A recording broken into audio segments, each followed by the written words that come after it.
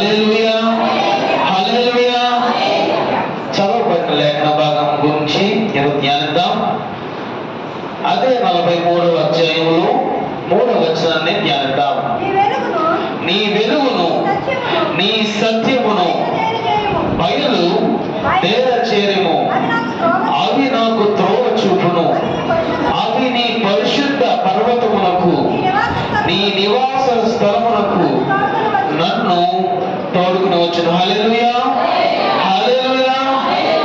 ఏంటంట? నీ వెలుగు నీ సత్యము నాకు బయలుపరచము అని ఈ రీతిగా కీర్తనకారుడు ఇక్కడ రాస్తూ వస్తున్నాడు.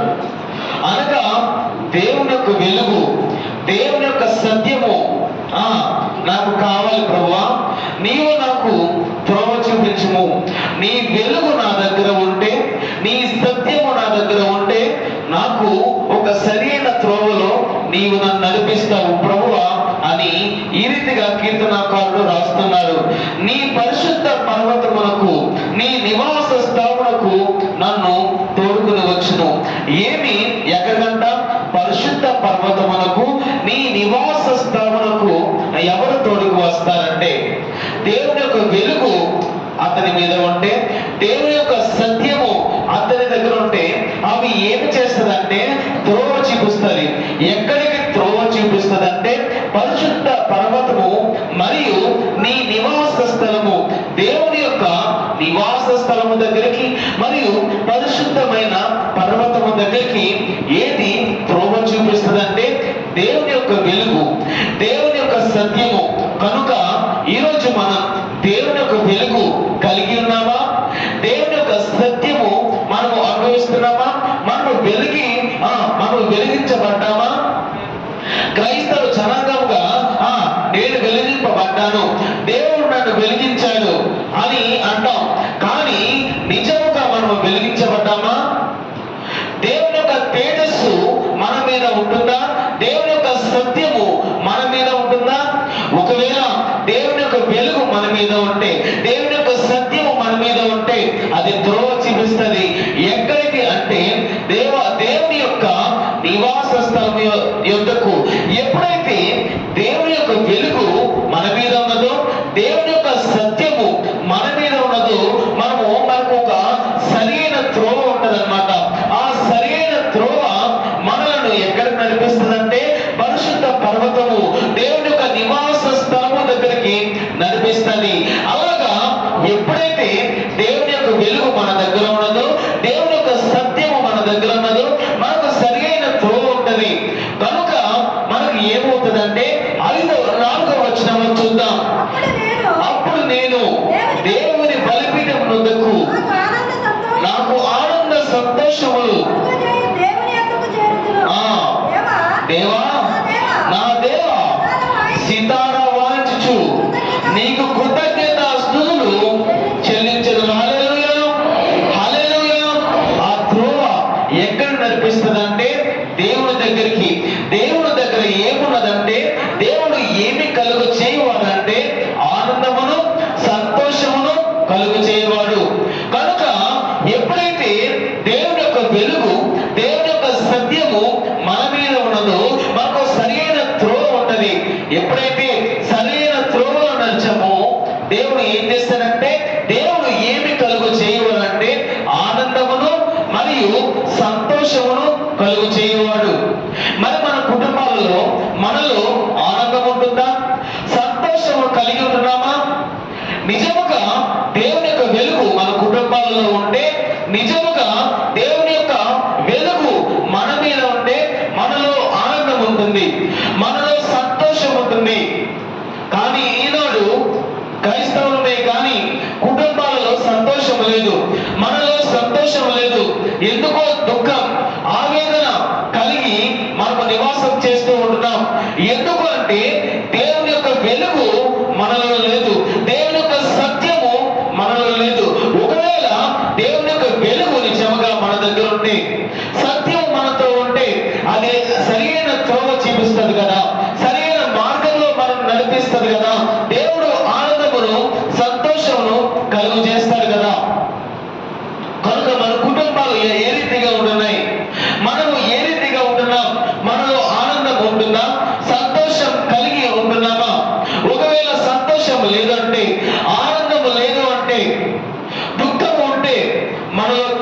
వెలుగు లేదు, మనలో దేవుని యొక్క ప్రసన్నత లేదు.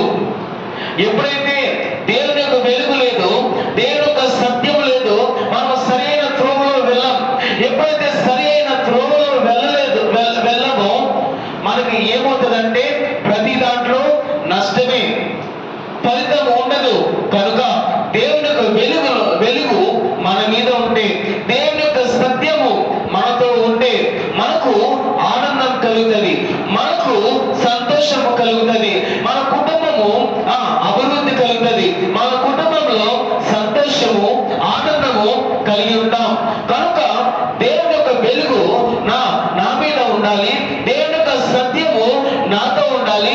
ప్రభువా నీవు ఆనంద సంతోషము కలుగు చేయవాడు కదా అని ఆ రీతిగా ప్రార్థన చేయవారు ఎంతమంది? ప్రభువా నా కుటుంబంలో ఆనందం ఉండాలి, నా కుటుంబంలో సంతోషం ఉండాలి, నాలో ఆనందం ఉండాలి, నీ వెలుగు నాలో ఉండాలి, నీ సత్యము నాతో ఉండాలి అని ప్రార్థించేవారు ఎంతమంది? మనము పాత నిబంధన గ్రంథంలో 2వ దినవృత్తాంత గ్రంథంలో చూస్తే అక్కడ ఒక ప్రార్థన చేసి ప్రార్థనా పరుడు కనపడతాడు. అతను దావీదు కుమారుడైన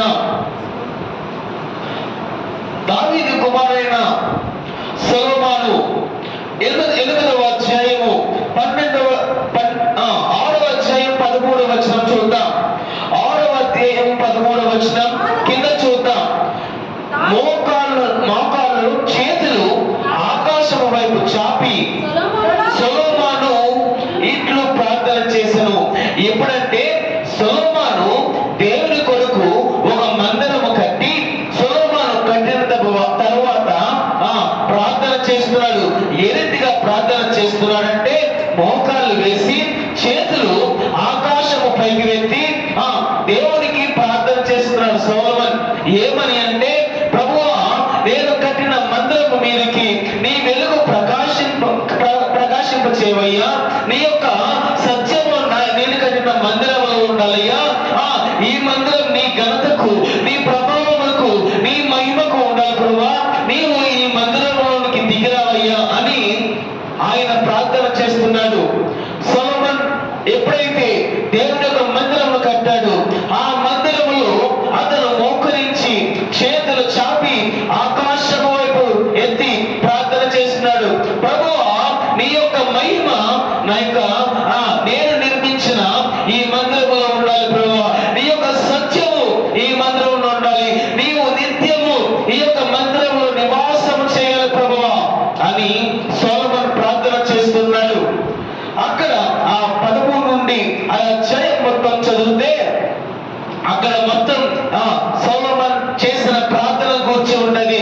ప్రభువా నీవు మమ్మను ఐగుప్తు దేశం నుండి నీవు మాకు ఇచ్చిన దేశం తీసుకొచ్చా ప్రభువా, మా పితరులను ఇచ్చిన వాగ్దానమును మాకు నెరవేర్చు, మమ్మను అభివృద్ధి చేస్తున్నావు దేవా, నీవు ఒక్కరే ప్రభువా మమ్మను అభివృద్ధి చేస్తున్నావు, మాకు నీవు మాతో తోడై ఉన్నావు ప్రభువా అని సొలొమోను అక్కడ ప్రార్థన చేస్తున్నాడు.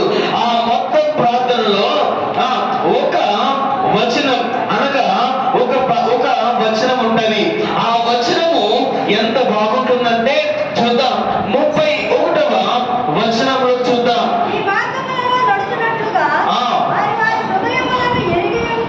ఎరిగి ఉన్నా నీవు వారి సకల ప్రవర్తనలకు తగినట్లు ప్రతి ఫలములను దయ చేయుదువు గాక. నీవు ఒక్కడివే మానవుల హృదయములను ఎరిగిన వాడు. హల్లెలూయా, హల్లెలూయా. నీవు ఒక్కడివే మానవుల హృదయములను ఎరిగిన వాడు అని ప్రార్థన చేస్తున్నాడు. ఈరోజు ఇటు రీతిగా ప్రార్థన చేస్తున్నారు ఎంతమంది? సొలొమోను మందిరం కట్టాడు. బలమైన రాళ్ళ చేత ఎంతో గొప్ప వస్తువుల చేత ఆ యొక్క మందిరం నిర్మించాడు. దేవుని కొరకు నిర్మించిన తర్వాత ప్రార్థన చేస్తున్నాడు. ప్రభువా నీవు ఇక్కడ ఉండాలి, నీ యొక్క మహిమ ఇక్కడ ఉండాలి, ఈ మందిరంలో ఉండాలి, నీవు నిత్యము ఈ యొక్క మందిరంలో నివాసము చేయాలి ప్రభువా అని ప్రార్థన చేస్తూ అంటున్నాడు. ఏమంటే నీవు ఒక్కడివే మానవుల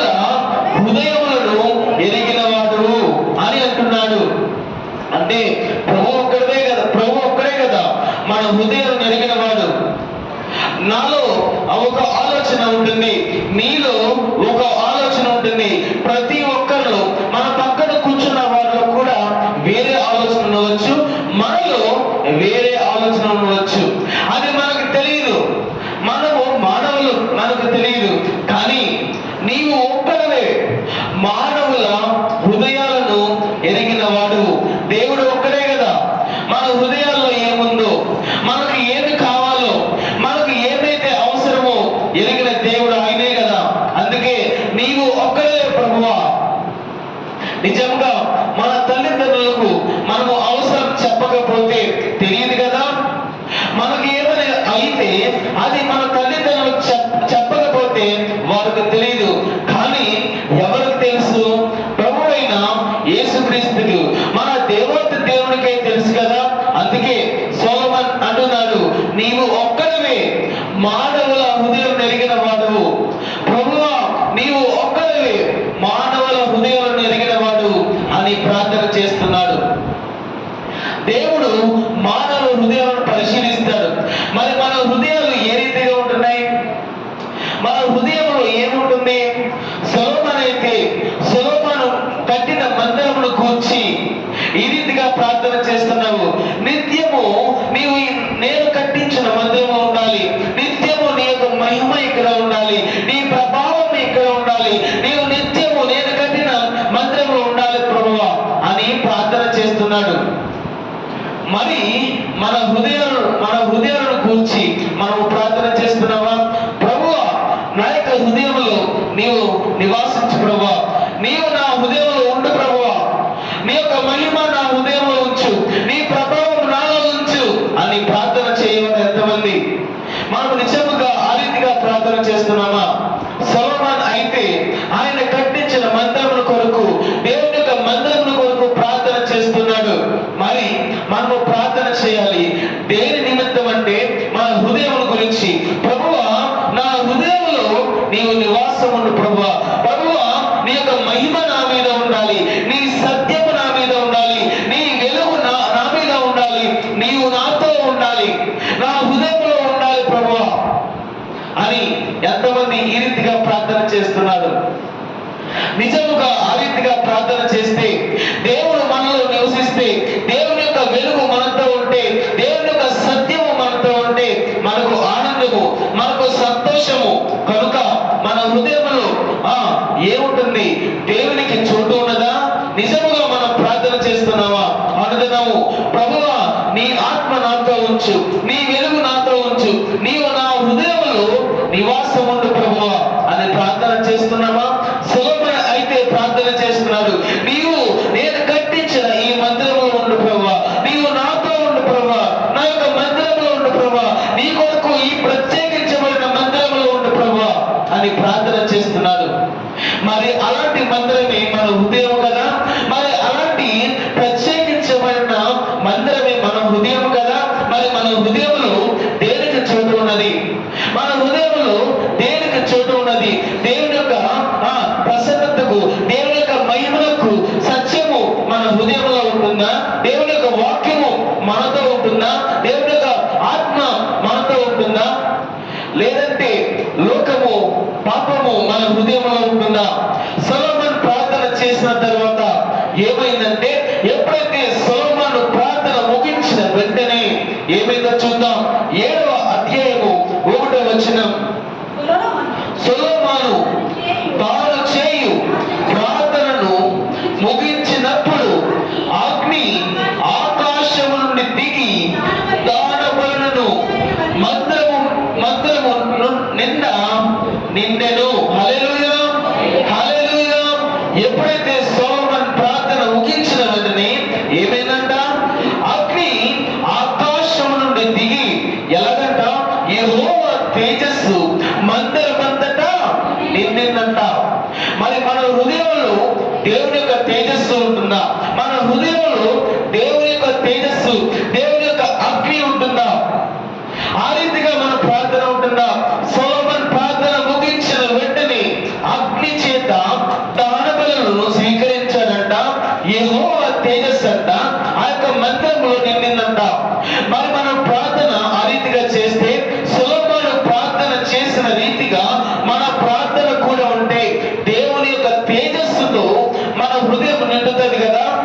మరి మన హృదయము దేవుని యొక్క తేజస్సుతో నిండుతుందా? అగ్ని చేత మన దహనబలులను దేవుడు స్వీకరిస్తున్నాడా? మన ప్రార్థన ఏ రీతిగా ఉంటుంది? నిజముగా దేవుని యొక్క వెలుగు, దేవుని యొక్క సత్యము మనతో ఉంటుందా? సొలొమోను ప్రార్థన ముగించిన వెంటనే ఆ యొక్క దహనబలిని దేవుడు స్వీకరించాడు. దేవుడు యెహోవా తేజస్సు మందిరమంతటా నిండిందంట. మరి మన హృదయంలో నిండుతుందా? మన ప్రార్థన ఏ రీతిగా ఉంటుంది? మన ప్రార్థన ఏ రీతిగా చేస్తున్నాం? మన విశ్వాసం ఏ రీతిగా ఉంటుంది? సొలొమోను అయితే ఈ రీతిగా ప్రార్థన చేస్తున్నాడు. ఈ మందిరంలో నీవు నివాసం చేయ ప్రభువా, ఈ మందిరంలో నీవు ఉండు ప్రభువా, ఈ మందిరంలో నీ యొక్క మహిమ ఉండాలి, నీ యొక్క తేజస్సు ఉండాలి అని ప్రార్థన చేస్తున్నాడు. మనము ప్రార్థన చేస్తున్నామా? నా యొక్క కుటుంబంలో నీ మహిమ ఉండాలి, నా యొక్క కుటుంబంలో నీ యొక్క తేజస్సు ఉండాలి, నా యొక్క కుటుంబంలో నీ యొక్క మహిమ ఉండాలి, నీ యొక్క వెలుగు ఉండాలి అని మనం ప్రార్థన చేస్తున్నామా? మన హృదయము ఎవరికి మనం ఇస్తున్నాం? దేవుడు హృదయాలను పరిశీలించేవాడు. అందుకే సొలొమోను అంటున్నాడు, నీవు ఒక్కడే మానవుల హృదయాలను ఎరిగిన దేవుడువు అని అంటున్నాడు. మరి మన హృదయాలు తెలుసు కదా ఆయనకి. మన హృదయాలు ఎవరికి చోటు కలిగి ఉంటుంది? మన హృదయము అనే మందిరములో ఎవరు నివసిస్తున్నారు? దేవుని యొక్క తేజస్సు, దేవుని యొక్క మహిమ మనలో ఉంటుందా? దేవుని యొక్క వెలుగు మనతో ఉంటుందా?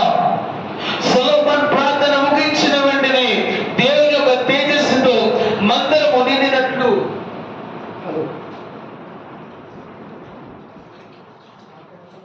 నిండినట్లు మరి మన స్థితి ఆ రీతిగా ఉంటుందా? మన ప్రార్థన ఆ రీతిగా ఉంటుందా? మన యొక్క ఆ ప్రార్థన జీవితం, విశ్వాస జీవితం ఆ రీతిగా ఉంటుందా? ఏ రీతిగా మనము జీవిస్తున్నాం? ఏ రీతిగా మనము బ్రతుకుతున్నాం? అనుదినము ప్రార్థన చేస్తున్నాం అంటున్నాం, కానీ మనం ఏ రీతిగా ఆయనను స్తుతిస్తున్నాం? ఏ రీతిగా ఆయనను గణపరుస్తున్నాం? ప్రభువా, నీవు నాలో ఉండాలి, నీవు నాతో ఉండాలి, నా హృదయంలో ఉండాలి అని ప్రార్థన చేసేవారు ఎంతమంది? నీ యొక్క మహిమ నాలో ఉండాలి, నీ యొక్క ప్రభావం నా యొక్క కుటుంబంలో ఉండాలి, నీ యొక్క మహిమ, నీ యొక్క తేజస్సు నా యొక్క కుటుంబంలో ఉండాలి, నా యొక్క కుటుంబము అభివృద్ధి చెందాలి, నేను అభివృద్ధి చెందాలి, నేను చేసే ప్రతి కార్యక్రమంలో, ప్రతి విషయంలో నీవు ఉండాలి ప్రభువా అని ప్రార్థన చేసేవారు ఎంతమంది? నిజముగా ఆయన మనలో నివసిస్తే, మన హృదయము అనే మందిరములో ఆయనకు మనము చోటు ఇస్తే మనకి అభివృద్ధి కలుగుతుంది, మనకు జవాబు కలుగుతుంది, మనకు ఆన్సర్ వస్తుంది. సొలొమోను ఎంత విశ్వాసంతో చేస్తే ఆ యొక్క క్రియ జరిగింది. సొలొమోను ప్రార్థన ముగించిన వెంటనే ఏమైంది? దేవుని యొక్క తేజస్సుతో ఆ యొక్క మందిరం మొత్తం నిండింది. మరి మన యొక్క ప్రార్థన ఏ రీతిగా ఉంటుంది? మనం ప్రార్థన చేసినప్పుడు ఏమవుతుంది? మనం ప్రార్థన చేస్తే, విశ్వాసంతో ప్రార్థన చేస్తే దేవుని యొక్క తేజస్సుతో మన హృదయం నిండాలి కదా, దేవుని యొక్క మహిమతో మనం నిండాలి కదా, మన మీద వెలుగు ఉండాలి కదా, మన మీద సత్యం ఉండాలి కదా. మరి ఎందుకు మనలో సత్యం లేదు? ఎందుకు మనకు వెలుగు లేదు? ఎందుకు ఇంకా మనలో బాధ? ఎందుకు ఇంకా మనలో దుఃఖం, సంతోషం లేదు? ఆ దుఃఖము నిట్టూరుపై ఎందుకు ఉన్నదంటే ఆయనకి ఇవ్వవలసిన చోటు మనం ఇవ్వడం లేదు, ఆయనకు చెందవలసిన ఘనతను మనము ఆయనకు ఇవ్వడం లేదు, ఆయనకు చెందవలసిన మహిమను, ఘనతను మనము ఇవ్వకపోతే ఆయన మనలో నివసించడు కదా. ఆ చోటును, హృదయంలో దేవుడికి ఉండవలసిన చోటును మనం ఏం చేస్తున్నామంటే ఆయనకి ఇవ్వకుండా వేరే వాటి మీద మన హృదయం వెళ్ళిపోతుంది, ఆకర్షణకు లోనవుతుంది. ఎప్పుడైతే మన హృదయం ఆకర్షణకు లోనవుతుందో దేవునికి ఇవ్వవలసిన చోటు మనము కల్పించకుండా ఆకర్షితమైన లోకమునకు మనం ఇస్తే, ఇతరమైన వాటికి ఇస్తే, వేరే ఆటల మీద మన యొక్క హృదయం వెళ్ళిపోతే, ఆయనకి ఇవ్వవలసిన చోటు ఇవ్వలేకపోతే మనకు జవాబు ఉండదు, మనకు దేవుని యొక్క వెలుగు ఉండదు, మనలో సంతోషం ఉండదు, మనలో ఆనందం ఉండదు. మరి సంతోషం కలిగి ఉండాలి కదా. మనలో ఆనందం కలిగి ఉండాలి కదా. మనం అంటాం దేవుడు మనల్ని రక్షించాడు, దేవుడు మనతో ఉన్నాడు అని అంటాం కదా. కానీ మనలో వెలుగు ఉండాలి, మనలో సత్యం ఉండాలి. అవి లేకుండా ఎలాగా? అవి లేకుండా మనలో ఆనందం ఉండదు, అది లేకుండా మనకి సంతోషం ఉండదు. ఇవేమి లేకుండా ఉంటే మనకి జీవితాలలో అభివృద్ధి ఉండదు, కుటుంబాలలో అభివృద్ధి ఉండదు. కనుక సొలొమోను చేసిన రీతిగా ప్రార్థన చేస్తే సొలొమోను ఏమన్నాడంటే, ఈ యొక్క మందిరంలో నీవు ఉండు ప్రభువా, ఈ మందిరంలో నీవు నివాసము చేయి ప్రభువా, నా ప్రతి ఒక్క హృదయమును ఎరిగిన వాడు నువ్వే ప్రభువా అని ప్రార్థన చేశాడు. విశ్వాసముంచి ప్రార్థన చేశాడు కనుక దేవుడు జవాబిచ్చాడు. యెహోవా తేజస్సుతో ఆ మందిరం అంతా నిండిందంట. మరి మన యొక్క హృదయం నిండాలి, మన యొక్క కుటుంబాలు నిండాలి, ఆనంద సంతోష గానములు మనం చేయాలి. మరి ఆనందము సంతోషము మన కుటుంబాలలో ఉంటుందా? ఒకవేళ లేకపోతే ఇక నుండి ప్రార్థన చేద్దాం. బలమైన విశ్వాసంతో ప్రార్థన చేస్తే గొప్ప గొప్ప కార్యములు దేవుడు చేస్తాడు. మరి అలాంటి ప్రార్థన మనం చేస్తున్నామా? సొలొమోను చేసిన ప్రార్థనకు దేవుడు జవాబిచ్చాడు. 7వ అధ్యాయములో 16వ వచనం చూద్దాం. నా పేరు ఈ మందిరమునకు నిత్యము నేను పరిశుద్ధపరిచితిని, నా దృష్టియు నా మనస్సు నిత్యము దాని మీద నుండును. హల్లెలూయా, హల్లెలూయా. దేవుడు అంటున్నాడు, నా దృష్టి నా మనస్సు మరియు నిత్యము దాని మీద ఉండదంట. దేవుని యొక్క దృష్టి ఎవరి మీద ఉన్నది? దేవుని యొక్క దృష్టి, దేవుని యొక్క మనస్సు ఆ యొక్క మందిరం మీద ఉన్నది. మరి దేవుని యొక్క దృష్టి, దేవుని యొక్క మనస్సు మన మీద ఉంటుందా? దేవుని యొక్క దృష్టి మన మీద ఉంటుందా? దేవుని యొక్క మనస్సు మనతో ఉంటుందా? మరియు ఆ యొక్క మందిరమును ఆయన పరిశుద్ధపరచాడంట. మరి మన హృదయాలను ఆయన పరిశుద్ధపరచాడా? ఆయన దృష్టి మన మీద ఉంటుందా? ఆయన దృష్టి, ఆయన మనస్సు మన మీద ఉంటుందా? సొలొమోను కట్టించిన మందిరం మీద, ఆ యొక్క మందిరంలో దేవుని యొక్క దృష్టి ఉన్నదంట, దేవుని యొక్క మనస్సు ఉన్నదంట, పరిశుద్ధపరచడంట మందిరమును. మరి మన హృదయాలను, మనల్ని ఆయన పరిశుద్ధపరుస్తున్నాడా? ఆయన దృష్టి మన మీద ఉంటుందా? మరి అలాగా ఆయన దృష్టి, ఆయన మనస్సు మన మీద ఉండాలంటే మన విశ్వాసము అధికముగా ఉండాలి. మనము చేసే ప్రార్థన ఉత్తమముగా ఉండాలి. ఉత్తమమైన ప్రార్థన మనము చేయాలి.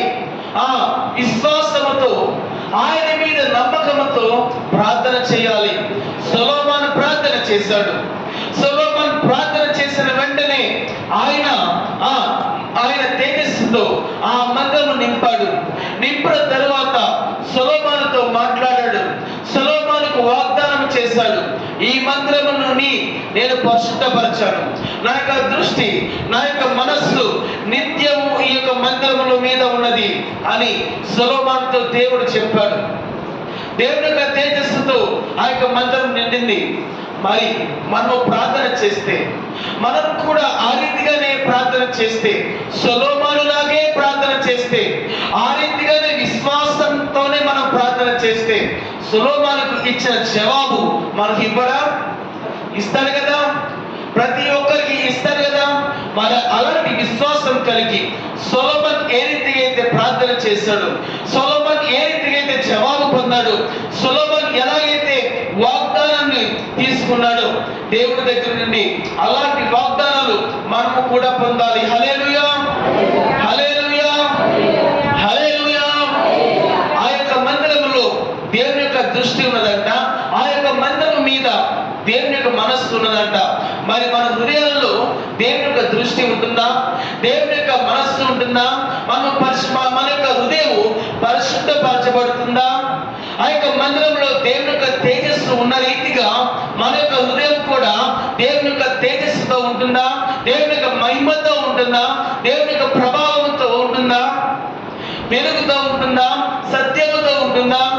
మరి మన హృదయాలు ఈనాడు ఎలాగుంటాయంటే, మన హృదయాలు ఎలాగుంటాయంటే, ఈ మందిరంలోనేమో దేవుని యొక్క మహిమ ఉన్నది, ఈ మందిరంలో దేవుని యొక్క తేజస్సు ఉన్నది. మరి మన హృదయంలో ఎలా ఉంటున్నాయంటే, మత్తయి సువార్త 21వ అధ్యాయం 12వ వచనంలో చూస్తే ఆ యొక్క మందిరంలో ఏమున్నామంటే క్రయ విక్రయములు ఉన్నాయి. ఆ యొక్క మందిరంలో ఏమి జరుగుతాయంటే లోకములో చేసే క్రయ విక్రయాలు ఉన్నాయి. అక్కడ దేవుడు వచ్చి చూస్తే ఆ యొక్క మందిరములో దేవుని యొక్క మహిమ ఉండాలి, దేవుని ఆరాధించాలి, దేవుని కీర్తించాలి, దేవునితో సంభాషించాలి, దేవుని యొక్క మందిరములో ప్రతీది జరగాలి. కానీ అక్కడ దేవుని యొక్క క్రియలు జరగకుండా ఏమని జరుగుతాయంటే లోకంలో చేసే క్రయ విక్రయములు జరుగుతున్నాయి.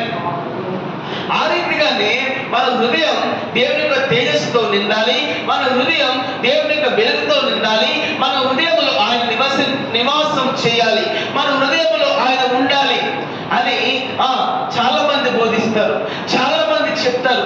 మనం వింటాం, మనం పాటిస్తామా? పాటించలేదు. ఎందుకంటే మన హృదయంలో ఏముంటదంటే క్రయ విక్రయాలు ఉన్నాయి, లోకంలో చేసే పనులు ఉన్నాయి, మన హృదయంలో ద్వేషములు ఉన్నాయి, మన హృదయంలో క్రోధములు ఉన్నాయి, పాపములు చేస్తాం, లోకంలో నివసిస్తాం. మన దగ్గర కొంచెం డబ్బు ఉంటే, కొంచెం ఆర్థికమైన స్థితిలో కొంచెం బాగుంటే దేవుణ్ణి పట్టించుకో, దేవుణ్ణి ఆరాధించాం, దేవుని కీర్తించాం. ఈ పదంగా మన చేతిలో 2 లక్షలు ఉంటే ఏం చేద్దాం? మన హృదయం భయపడిపోద్ది.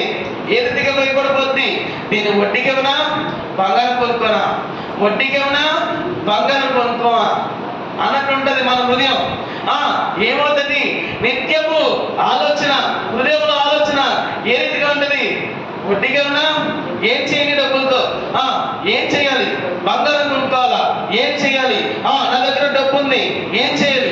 ఇదే ఆలోచన, అదే క్రయ విక్రయాలు మరియు ద్వేషాలు. అలా అభివృద్ధి పొందుతున్నారు, నాకు అభివృద్ధి లేదు. వారు అలా జీవిస్తున్నారు, నా ఇంటి పక్కన ఇలా జీవిస్తున్నారు, నేను అలా లేదు. ద్వేషాలు, కోపాలు, గొడవలు వాటి చేత నిండిపోతాయి మన హృదయాలు. ఆ రీతిగా మన హృదయాలు ఉంటే, క్రయ విక్రయాలు ఉంటే, ఆ యొక్క మందిరంలో క్రయ విక్రయాలు ఉన్నట్టుగా మన హృదయాలలో కూడా ఏమున్నాయంటే దేవునికి ఇవ్వవలసిన చోటును మనం ఇవ్వకుండా లోకములో చేసే పనులకు, లోకములో ఉండే వాటికి మనము చోటు ఇస్తున్నాం. అది మంచిది కాదు, అది ఎంత మాత్రం మంచిది కాదు. మన హృదయంలో దేవుడు ఉండాలి, ఆయన వెలుగు మన హృదయంలో ఉండాలి. యెహోవా తేజస్సు చేత ఆ యొక్క మందిరం ఏ రీతిగా అయితే నిండిందో మనలో కూడా, మన హృదయంలో కూడా ఆయన తేజస్సుతో నిండాలి. కానీ క్రయ విక్రయాలతో నిండకూడదు.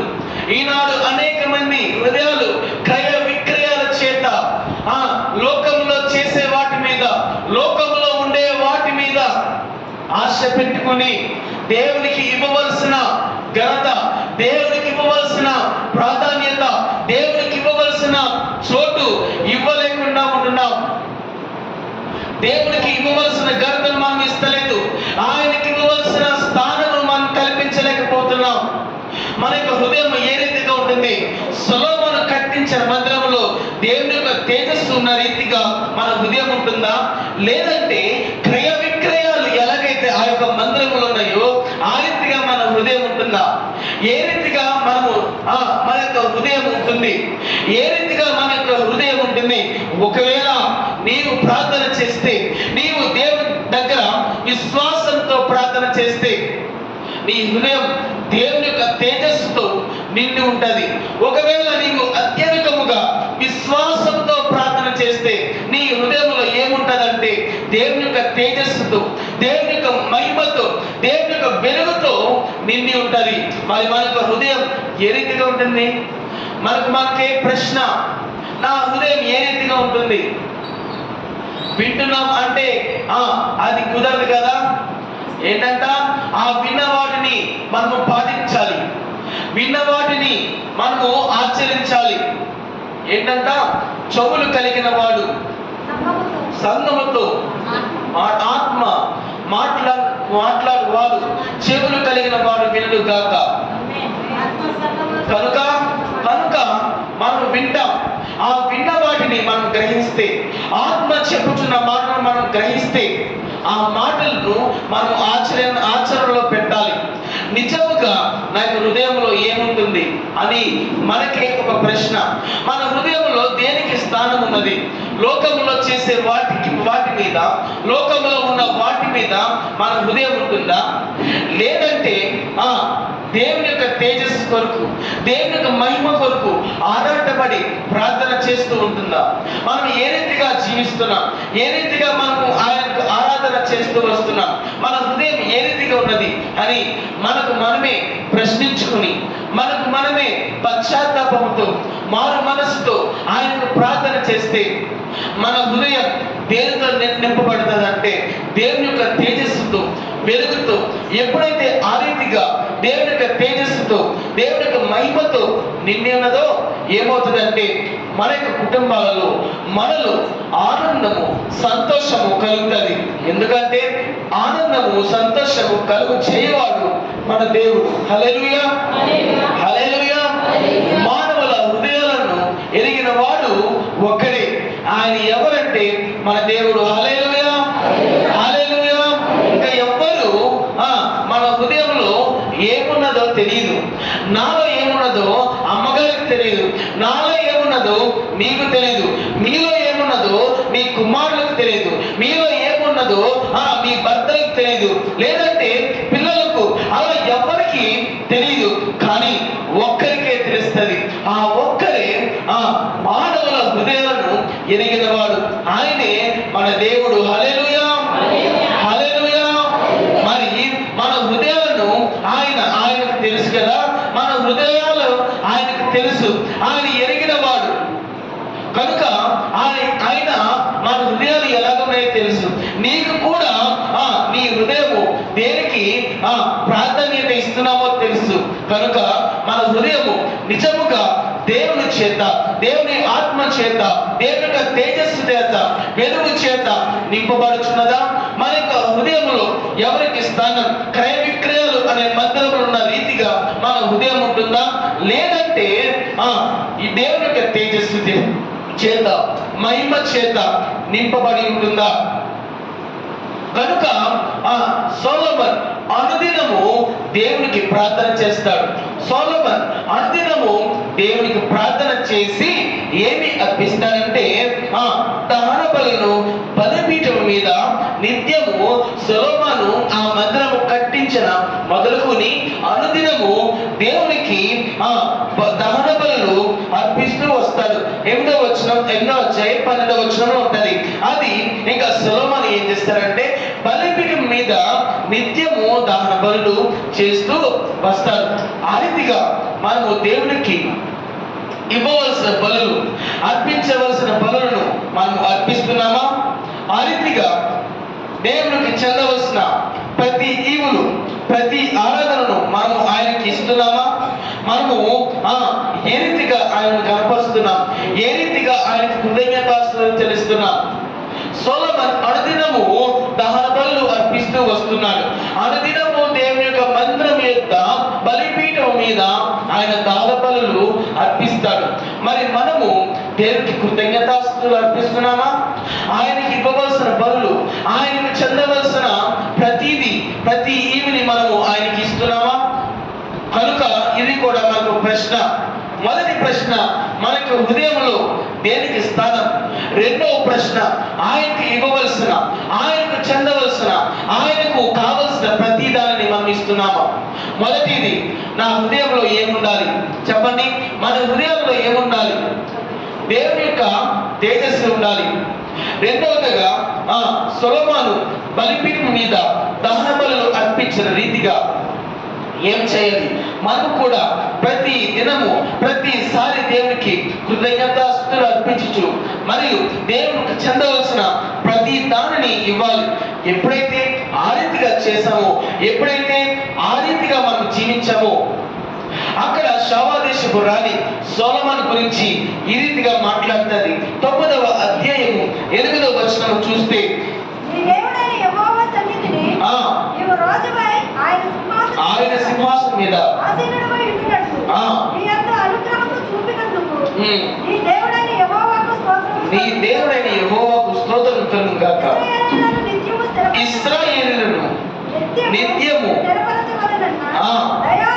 దయా ఆలోచన నీ దేవునికి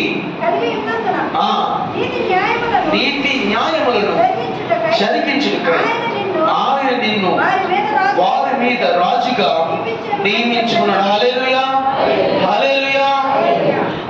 ఇతర ప్రదేశంలో వేరే చోట ఉన్న పరాయి దేశంలో నుండి వచ్చిన ఒక షాబా దేశపు రాణి ఆవిడ ఏమని సెలవిస్తుంది?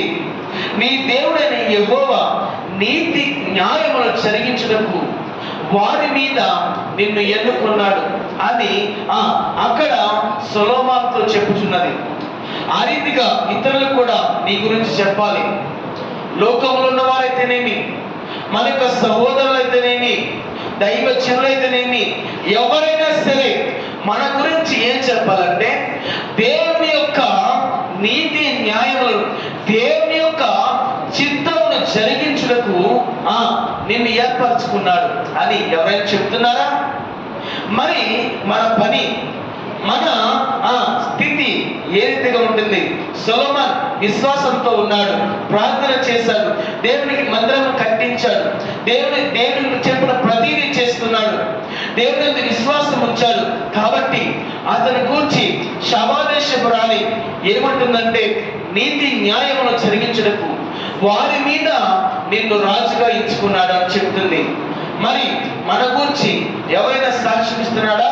అవును, ఫలానా సహోదరులు ప్రార్థన చేశారు, దేవుని యొక్క చిత్తమును నెరవేర్చారు, అనేక మంది సువార్త చెప్పారు, వారి యొక్క ప్రార్థన ద్వారా అనేక మంది మేలు జరిగింది, వారి విశ్వాసం గొప్పది, వారి యొక్క నిరీక్షణ గొప్పది, వారి విశ్వాసం కలిగి జీవిస్తారు అని మన గురించి ఎవరైనా సాక్ష్యం ఇస్తున్నారా? మన సాక్ష్యం ఇవ్వాలి కదా. మన గురించి వేరే వాళ్ళు కూడా చెప్పుకోవాలి కదా. సొలొమోను చేసిన ప్రార్థన బట్టి, ఆయన విశ్వాసం బట్టి, దేవుని మందిరం కట్టించిన స్థితి బట్టి, ఆయన చేసిన పరిచర్య బట్టి, ప్రతి దాని విషయమై ఆయన ఘనత, ఆయనకు ప్రభావం, ఆయనకు చెందవలసిన ప్రతిదీ సొలొమోను దేవునికి అర్పించాడు. కనుక ఏమైందంటే సొలొమోను అక్కడ ఉన్న ప్రతి రాజ్యముల మీద అతడు గొప్పవాడయ్యాడంట. అతని గురించి అనేక గ్రంథములలో రాయబడిందంట. హల్లెలూయా, హల్లెలూయా. సొలొమోను ప్రార్థన చేశాడు, సొలొమోను దేవునికి మందిరం కట్టించాడు, సొలొమోను విశ్వాసముతో నిత్యము దహన బలులు బలిపీఠం మీద అర్పించాడు, దేవుని మీద నమ్మిక కలిగి ఉన్నాడు, దేవుడు చెప్పిన ప్రతిదీ చేశాడు, నమ్మిక కలిగి ఉన్నాడు. కనుక ఏమైందంటే సొలొమోనుకు అభివృద్ధి వచ్చింది, సొలొమోను దీవించబడ్డాడు, సొలొమోను ఆశీర్వదించబడ్డాడు. ఎదిగంటే అదే 9వ అధ్యాయంలో 26వ వచనం చూద్దాం. యూఫ్రటీస్ నది మొదలుకొని ఐగుప్తు సరిహద్దు వరకును ఉండు రాజులందరి పైన అతడు ఏలుబడి చేసిన. హల్లెలూయా, హల్లెలూయా. ఆయన విశ్వాసం బట్టి ఆయన దేవుడు చెప్పిన ప్రతిదానాన్ని చేశాడు, పరిచర్య జరిగించాడు, చెప్పిన ప్రతిదీ చేశాడు. మరియు అంతేనా? అంతేకాదు, దేవునికి విశ్వాసంతో అనుదినము దహన బలులు అర్పిస్తూ దేవుడు చెప్పిన ప్రతిదీ, ఆయనకు చెందవలసిన ప్రతిదీ ఆయన చెల్లించాడు. కనుక దేవుడు ఆశీర్వదించాడు సొలొమోనుని. ఏదంటే యూఫ్రటీస్ నది మొదలుకొని ఫిలిష్తీయుల దేశము మరియు ఐగుప్తు సరిహద్దు వరకును ఏమైందంట? అతడు ఏలుబడి చేశాడంట. అతడు మరి అంటే పెద్ద రాజ్యం, ఆయన ఏలుబడి చేశాడు. అనేకమైన రాజుల కంటే ఇతను ఉత్తమంగా ఏలుబడి చేశాడు. సుమారు 40 సంవత్సరములు అతను ఏలుబడి చేశాడు. 40 సంవత్సరములు ఎలాగంట, అతడు ఎలా పెద్ద ఏరియాలో, పెద్ద ప్రదేశం, ఎక్కడండి, యూఫ్రటీస్ నది మొదలుకొని ఇటు ఫిలిస్తీయ వరకు మరియు ఐగుప్తు సరిహద్దు వరకు ఒక పెద్ద ఏరియాను ఆయన పాలించాడు. బలమైన రాజుగా 40 సంవత్సరాలు ఆయన పాలించాడు. మరి ఆయనకు కీర్తి వచ్చింది, ఘనత వచ్చింది. చివరగా ఏమైందంటే ఆయనను కూర్చి అనేక మంది ప్రవక్తలు వారి గ్రంథాల్లో రాశారంట. 29వ వచనం చూద్దాం. సొలొమోను చేసిన కార్యములను కూర్చి ప్రవక్త అయిన నాతాను షీలోనీయుడైన ప్రవచన గ్రంథములను నేబాతు కుమారుడైన ఇదోకు గ్రంథములను రాయబడి ఉన్నది. హల్లెలూయా, హల్లెలూయా. ఆయన కూర్చి అనేక మంది ప్రవక్తలు రాశారంట. మరి ఆయన కూర్చి అనేకమైన గ్రంథాల్లో రాయబడినది ఆయన ఘనత. ఆయనకు ఘనత ఎందుకు వచ్చింది? విశ్వాసం ఉంచాడు, ప్రార్థన చేశాడు, మందిరం నిర్మించాడు, దేవునికి చెందవలసిన ప్రతిదీ ఆయన చెల్లించాడు. కనుక ఆయనకు ఆనందము, సంతోషము కలిగింది. 40 సంవత్సరాలు ఒక మంచి రాజుగా, బలమైన రాజుగా, పెద్ద విస్తారమైన రాజ్యమును పాలించాడు. పాలించిన తర్వాత ఆయన మహిమను కూర్చి, ఆయన చేసిన కార్యములను కూర్చి, ఇక్కడ సొలొమోను చేసిన కార్యములను కూర్చి ప్రవక్తల గ్రంథం యందు రాయబడి ఉన్నది. మరి మన యొక్క ప్రార్థన కూర్చి, మన యొక్క పేరు జీవ గ్రంథంలో రాయబడాలి. ఎలాగైతే సొలొమోను యొక్క కార్యములను కూర్చి ఇక్కడ రాయబడిందో, మరి మన పేరు కూడా జీవ గ్రంథంలో రాయబడాలి. జీవ గ్రంథంలో రాయబడాలంటే మనలో వెలుగు ఉండాలి, మనలో సత్యం ఉండాలి, మనలో తేజస్సు ఉండాలి. అంతేగాని క్రయ విక్రయాలు ఉండకూడదు. మన పేరు జీవ గ్రంథంలో రాయబడతారా? మన హృదయం ఆ రీతిగా ఉంటుందా? హృదయం తేజస్సుతో నిండి ఉంటుందా? లేదంటే క్రయ విక్రయాలు, లోకంలో చేసే వాటి మీద, లోకంలో ఉండే వాటి మీద మన యొక్క ప్రాధాన్యత, మన యొక్క హృదయం అటువైపు ఉంటుందా? కనుక మన హృదయములో తేజస్సు ఉంటే, మన హృదయంలో దేవునికి ఇవ్వవలసిన చోటు ఇస్తే, దేవుని యొక్క వెలుగు, దేవుని యొక్క సత్యము, దేవుని యొక్క ప్రభావము, దేవుని యొక్క ఆత్మ చేత మన హృదయం నిండుతుంది. ఎప్పుడైతే అలాగా మనం ఉన్నామో, ఒక ఉత్తమమైన విశ్వాసిగా, ఒక ఉత్తమమైన వారిగా మీరు తయారయ్యి మన యొక్క పేర్లు ఎక్కడ రాయబడతాయంటే జీవ గ్రంథంలో రాయబడతాయి. సొలొమోను చేసిన కార్యముల గురించి, ఎలాగైతే అనేకమైన గ్రంథములో అతను చేసిన కార్యముల గురించి, అతని ఘనత గురించి, అతని యొక్క రాజ్య పరిపాలన గురించి ఎలాగైతే ఇక్కడ గ్రంథములలో రాయబడినాయో, మనము మన యొక్క ప్రార్థన గురించి, మన యొక్క విశ్వాసం గురించి, మన యొక్క చేసిన ప్రతి కార్యం గురించి జీవ గ్రంథంలో రాయబడాలి. హల్లెలూయా, హల్లెలూయా.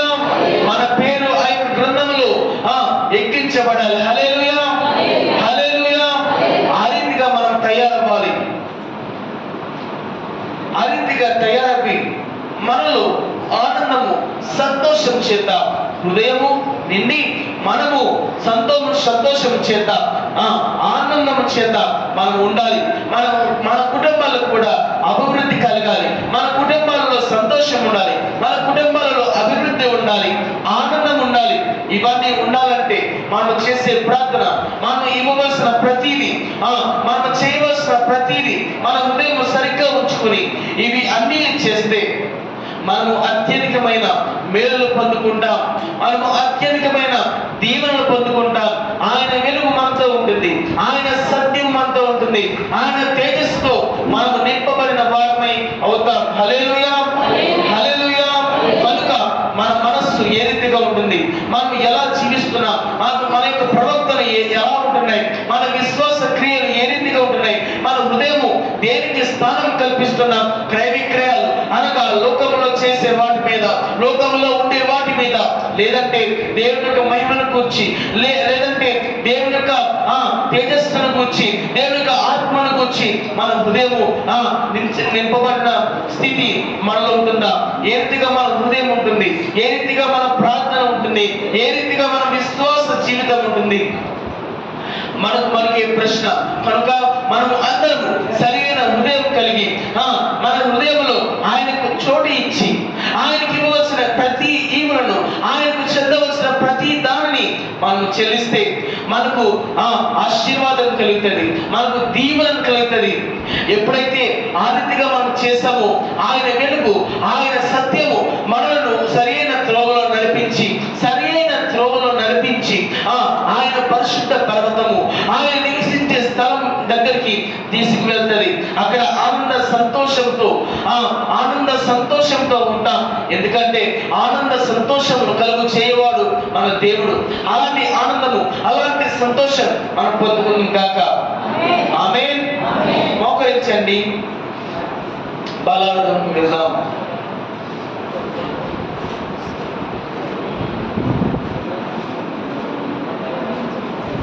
ప్రార్థన, యేసుని సందర్శన, పరమ తండ్రికి సంభాషణ.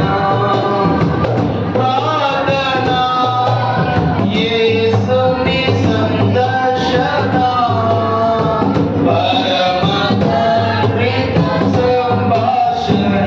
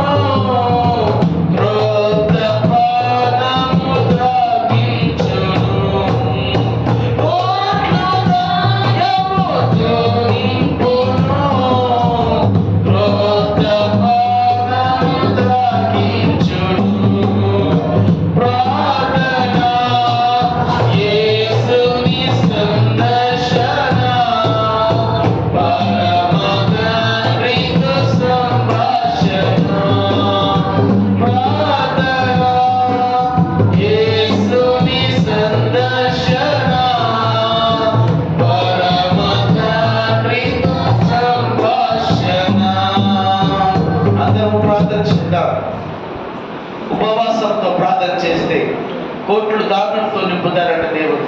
క్రొత్త పానము తాగిస్తారంట. ప్రార్థనలకు వెళ్దాం. సొలొమోను ప్రార్థన చేసిన రీతిగా, సొలొమోను ఉన్న రీతిగా సొలొమోను ప్రార్థన చేస్తున్న దేవాతి దేవునికి, ప్రభువా ఈ యొక్క మందిరము నీకు వెలుగుతూ నింపు, ఈ మందిరంలో నీవు నివాసం చేయి అని ప్రార్థన చేస్తున్నాను. మనం కూడా ప్రార్థన చేద్దాం. మనలో దేవుడు నివసించాలి.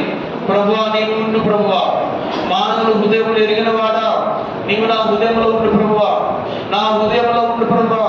నాలో క్రయ విక్రయాలు ఉంటే వాటిని తీసివేయి ప్రభువా. ఆయన యొక్క శరీరము, ఆయన యొక్క రక్తమును స్వీకరించేటప్పుడు మన హృదయం ఎలా ఉంటుంది పరిశీలించుకుందాం. తీసుకునే ముందు ఒక వాగ్దానం కలిగి ఉందాం, ఒక నిర్ణయం తీసుకుందాం. మహిమ చేత నింపబడాలి మన హృదయం, వెలుగు చేత నింపబడాలి మన యొక్క హృదయం, తేజస్సు చేత నింపబడాలి మన హృదయం. మన యొక్క ప్రార్థన ఏ రీతిగా ఉంటుంది? కోట్ల దానంతో నింపాలి దేవుడు, క్రొత్త పానంతో మనకు తాగించాలి దేవుడు. ప్రార్థన చేద్దాం. ఒంటి మాత్రం ఉండక, స్తంభాల వలె ఉండక మనం ప్రార్థన చేద్దాం. జ్ఞాపన చేద్దాం. ప్రభువా ఈ యొక్క వెలుగు, నీ యొక్క సత్యం నాలో ఉంచు ప్రభువా. సొలొమోను చేసిన రీతిగా నన్ను చేయి ప్రభువా.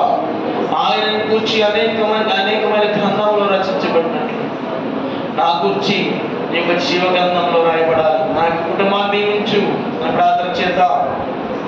నా యొక్క విశ్వాస స్థితిని నీవు అభివృద్ధి చేయి ప్రభువా.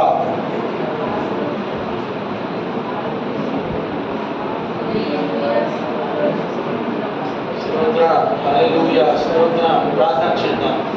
స్తోత్రం, హల్లెలూయా, స్తోత్రం, స్తోత్రం, స్తోత్రం. స్తోత్రం స్తోత్రం